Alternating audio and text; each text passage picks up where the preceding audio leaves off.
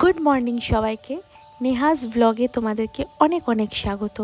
তো আজ হচ্ছে সরস্বতী পুজোর পরের দিন। মনটা বেশ খারাপ, পুজো রেশটা এতদিন ছিল সেটা শেষ হয়ে গেছে। তো যাই হোক, সকাল সকাল ঘুম থেকে উঠে স্নান টান সেরে নিয়েছি, আর এসেই আগে বেডটাকে ভালো করে ক্লিন করে নিয়েছি। এখন আমি ঠাকুরদেরকে একটু ধূপ দেখিয়ে নিচ্ছি। তোমরা জানো এই ঠাকুর দুটো আমার পড়ার টেবিলে থাকে। আর আজ যেহেতু সরস্বতী পুজোর পরের দিন, তাই খাতার পিছন পাতায় শ্রী শ্রী সরস্বতী মাতার সহায় লেখাটা কিন্তু ম্যান্ডেটরি। ছোটোবেলায় শুনতাম যে এটা যদি সরস্বতী পুজোর দিন পরের দিন যদি না লেখা হয় তো মা সরস্বতী রাগ করে আর পরীক্ষায় ফেল করিয়ে দেয়। তোমরা কি কেউ এরকম আজব কথা শুনেছো? শুনে থাকলে কমেন্ট করে জানাও। তো লেখালেখি সেরে এখন আমি যেহেতু স্নান করে এসেছি, ভালো করে ক্রিম মেখে নিচ্ছি, কারণ এখনও একটু ঠান্ডা ভাব আছে। তো স্নান করে বেরিয়ে এসে স্কিনটা বড্ড টান টান লাগে। তো এটার পর নিচে যাব, তো চলো নিচে গিয়ে দেখা হচ্ছে।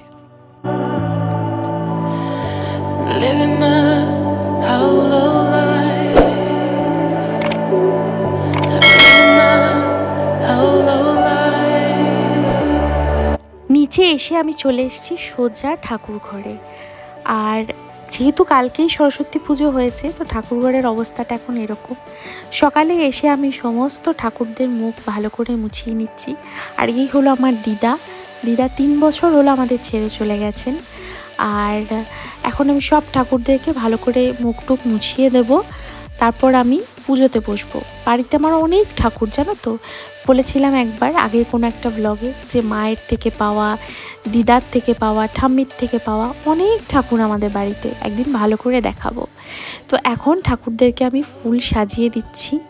বাগানে শীতকালে অনেক ফুল ফুটেছে এখন, তাই ঠাকুরদেরকে মন ভরে আমি ফুল দিতে পারি। তো নিচের থাকে আমি ভালো করে জবা ফুল সাজিয়ে দিচ্ছি, কারণ নিচের থাকে আমার অনেকগুলো কালী ঠাকুর আছে। তো কালী ঠাকুরের প্রিয় ফুল যেহেতু জবা, তাই আমি জবা ফুলটা ভালো করে সাজিয়ে দিচ্ছি।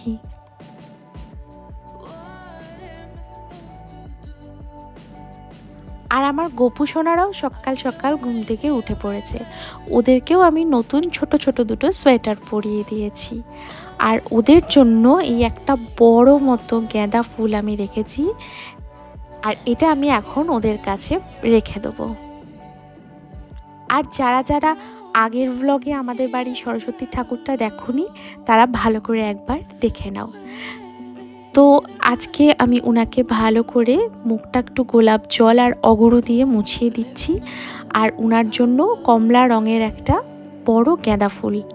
আর আমরা ঠিক করেছি এবছরটা ওনাকে আমরা আমাদের সাথেই রেখে দেবো। সামনের বছর যখন পুজো হবে তখন ওনার প্রতিমা বিসর্জন করা হবে। আর এই একটা ঘিয়ের প্রদীপ জ্বালিয়ে ভালো করে আরতি করে নিচ্ছি। এবার আমি পুজোর জন্য ফলটা কেটে নেব।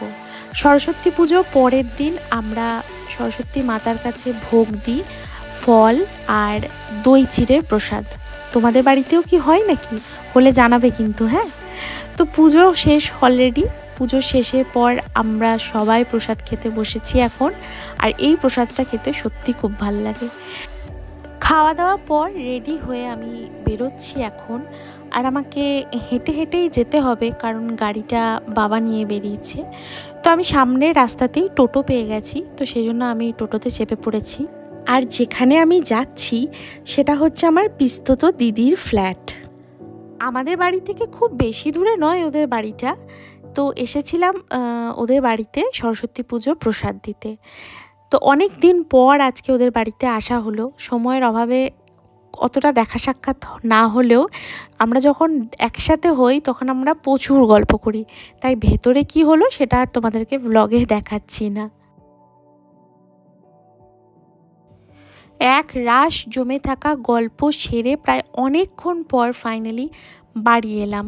প্রায় অনেকটাই দুপুর হয়ে গেছে, খাওয়ার সময় হয়ে গেছে। আজকে আমাদের যেহেতু গরম খাবার খেতে নেই, তাই খাচ্ছি ভিজে ভাত, বাঁধাকপির তরকারি, পাঁচমিশালি সবজি দিয়ে ডাল, পাঁপড় আর সজনে ফুলের বড়া। এগুলো মা আগেই ভেজে রেখেছে। আজ দুপুরেই আমরা খেতে খেতে ঠিক করেছিলাম যে কোথাও একটা বেরোবো। আজ হাতে অনেক সময়, বাড়ি থেকে বেরিয়েছি। আর দেখো সামনেই একটা জায়গায় দেখছি সরস্বতী মায়ের প্রতিমা বিসর্জন হচ্ছে। তো কোথায় যাব খুঁজে পাচ্ছি না। বেসিক্যালি আমি বাবার মাই বেরিয়ে পড়েছি, এরকম সময় আমাদের খুব একটা হয় না বেরোনোর।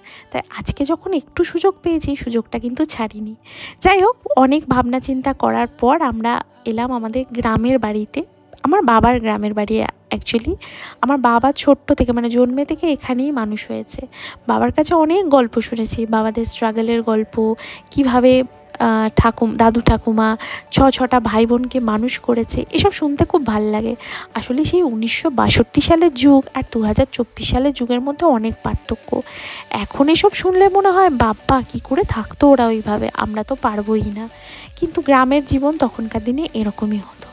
তো দেখো, তোমাদেরও গল্প শোনাতে শোনাতে কিন্তু গ্রামের বাড়ির রাস্তায় পৌঁছে গেছি। এখন দেখো কত পরিবর্তন হয়ে গেছে, চারিদিকে কত পাকা বাড়ি। কিন্তু তখন তো বাবার কাছে শুনেছি এসব কিছুই ছিল না। এখন দেখো, যুগের সাথে সাথে, সময়ের সাথে সাথে সব কিছুর কত পরিবর্তন হয়ে যায়। চলো তোমাদেরকে আমাদের গ্রামের যে মন্দিরটা, সেই মন্দিরটার কাছে তোমাদের নিয়ে যায় আর সেই মন্দিরটা একবার দেখায়। এটাই হচ্ছে আমাদের গ্রামের সেই কালী মন্দির, বেশ জাগ্রত জানো তো। এই 2 বছর হলো পাকা মন্দির হয়েছে, এর আগে কিন্তু খোলা মাঠে খোলা আকাশের নিচেই কালী পুজো হতো, পারমিশন ছিল না।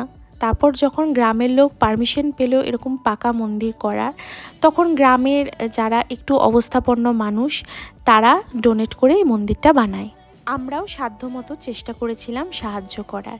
আর এই দেখো আমার মা মন্দিরের দিকে এক মনে তাকিয়ে আছে। আর এখান থেকে তোমাদেরকে একটু দেখায় গ্রামের চারপাশটা কি সুন্দর দেখতে লাগছে, শহর থেকে দূরে, কোনো পলিউশন নেই, কিচ্ছু নেই। তো বেসিক্যালি আমরা এই জেঠিটার বাড়ি এসেছি। জেঠিকে কিন্তু আমি তোমাদের আমার শ্রীনিকেতন মেলার ব্লগে কিন্তু দেখিয়েছিলাম। এই জেঠিটার হাতের কাজ এত ভালো যে জেঠির হাতের কাজ বিদেশে বিদেশে পর্যন্ত যায়। আর জেঠি রিসেন্টলি তার হাতের কাজের জন্য কিন্তু জাপান যাচ্ছেন। জেঠির হাতের কাজ জানো, বাংলাদেশে একটা ফ্যাশন শোতে রিসেন্টলি ইউজ হয়েছে, পেপার কাটিংটাও আমাদেরকে দেখালো। আর এই দেখো আমার বাবা গ্রামের পুরনো লোকজনদের সাথে বসে একটু স্মৃতি আওড়ে নিচ্ছে। তো খুব ভালো লাগলো এখানে এতদিন পর এসে। আর এই দেখো জেঠি যে হাতের কাজ করে সেটা হচ্ছে এটা অ্যাপ্লিক আর কাঁথা যে স্টিচ হয় সেটার সংমিশ্রণ। এই স্টিচটাকে অনেকে বহুরূপী স্টিচ বলে থাকে। আর এটা জেঠি শাড়িতে, বিছানার চাদরে, জামা কাপড় সবের ওপর করে থাকে। তো জেঠি এই একটা ব্যাগ বানিয়ে দিয়েছে আমার দিদিকে। আমার দিদি রিসেন্টলি চাকরি পেয়েছে, তো যাতে দিদির অনেক জিনিসপত্র ব্যাগের মধ্যে ধরে, তাই বড় মতো ব্যাগটা দিদিকে বানিয়ে দিয়েছে। কেমন বলো তো? এরপর বসে পড়েছি 1 কাপ লিকার চা, চানাচুর আর কুকিজ নিয়ে। আর সাথে দেখছি শার্ক ট্যাঙ্কের সিজন 3। রিসেন্টলি আমার একটু ইকোনমি সাবজেক্টের উপর নেশা ধরেছে, তাই এই শোটা কিন্তু আমার দারুণ ভালো লাগে। চাটা খেয়ে আমি সোজা এখন একটু পড়তে বসে গেছি। এখন একটু পড়ে নেবো, কারণ সরস্বতী পুজোর জন্য অনেক দিন ঠিকঠাক পড়তে বসা হয়নি। আজকে আমাদের ডিনারে হচ্ছে কলাই সেদ্ধ। অনেকে কিন্তু এটা ঘটিদের গোটা সেদ্ধ বলে রাগায়। ব্যাস খাওয়া দাওয়া কমপ্লিট, এখন স্কিন কেয়ারের পালা। তো প্রথমেই আমি ডট অ্যান্ড কিয়ের এই hydrating skin barrier face wash দিয়ে ভালো করে ফেস ওয়াশ করে নিচ্ছি। আমাদের সারাদিনে 2 বার ফেস ওয়াশ করা কিন্তু একদম উচিত। আর এই ফেস ওয়াশটা খুবই ভালো। আর দেখো না, সরস্বতী পুজোয় কাজল লাগিয়েছিলাম, সেই কাজলটা এখনও ওঠেনি। স্মাচ প্রুফ কাজল বলে কথা, এত সহজে তো উঠবে না, কিন্তু কাজলটা তুলতে হবে, নাহলে আমাকে দেখে সবাই অসুস্থ বলছে। তো দেখি টাওয়াল দিয়ে কতটা কাজল ওঠে। যাক, আগের থেকে অনেকটাই কাজলটা এখন উঠেছে। তো এরপর আমি ইউজ করব এই টনিমোলির ওয়ান্ডার মোচি টোনার। এই টোনারটা আমি আগেও একটা ভ্লগে তোমাদের দেখিয়েছিলাম। এত ভালো টোনার, প্লিজ তোমরা একবার চাইলে ইউজ করতে পারো, খুবই ভালো টোনারগুলো। যেহেতু ফেস ওয়াশ ইউজ করার পর আমাদের স্কিনটা একটু হলেও ড্রাই হয়ে যায়, তাই টোনার কিন্তু আমাদের স্কিনকে হাইড্রেট করতে ভীষণভাবে সাহায্য করে।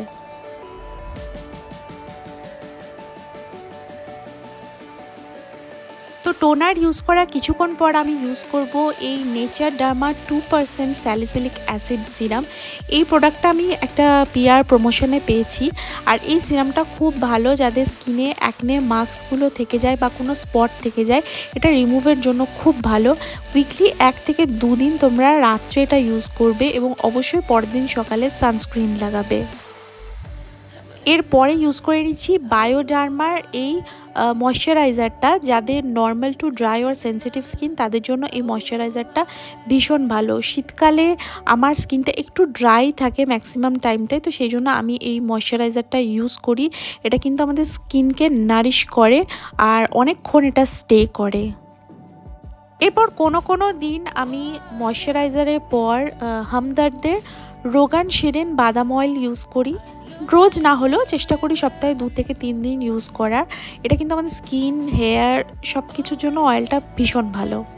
আর আজকে স্কিন কেয়ারের লাস্ট স্টেপ হলো লিপ বাম, কারণ শীত হোক বা গ্রীষ্ম লিপ বাম ইউজ করা কিন্তু অবশ্যই দরকার। আমাদের স্কিনের সাথে সাথে আমাদের লিপসও হওয়া উচিত নারিশড আর ময়শ্চারাইজড।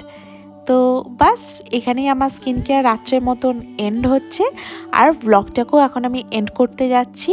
আমি এখন ঘুমাবো না, আমি এখন কোনো ভালো সিরিজ যদি থাকে সেটা দেখবো, আদারওয়াইজ কোনো ভালো স্টোরি বুক পড়বো। তো চলো আজকে ব্লগটা এখানের মতোই শেষ করছি। দেখা হবে পরের ব্লগে খুব তাড়াতাড়ি। ভিডিওটা ভালো লেগে থাকলে like, comment, share and channel নতুন হলে সাবস্ক্রাইব করে দিও। Bye bye.